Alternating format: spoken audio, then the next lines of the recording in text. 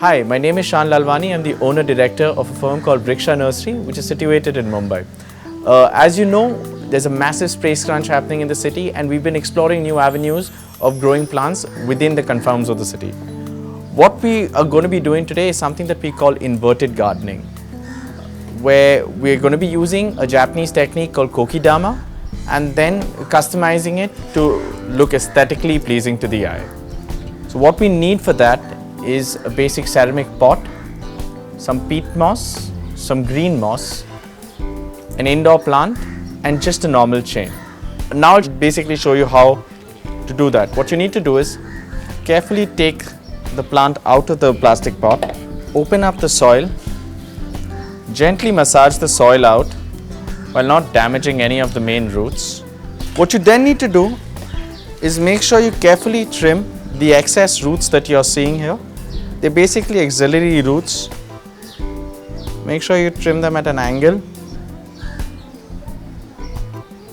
What you then do is you take the peat moss, make a flat sheet out of it, and carefully wrap it around the roots. Make sure that you cover the entire set of roots. What you then need is a basic piece of string to hold the moss together. The reason why we are using peat moss at the core is because it's a high absorbent moss. They tend to hold a lot of water, which will enable the plant to grow easily without soil. Tie it in a way whereby you do not disturb the roots of the plant, yet also securing the entire moss at the base. Depending upon the size of the pot that you're using to invert, you're going to be trimming the plant.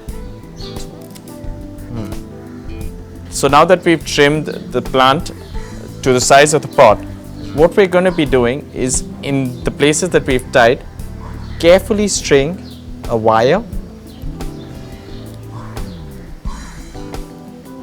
and nicely secure it together in a knot. So when the entire unit ends up looking something like this, take the pot, carefully pass the wire from the hole of the pot and secure the plant in. Make sure that you do it nice and tight.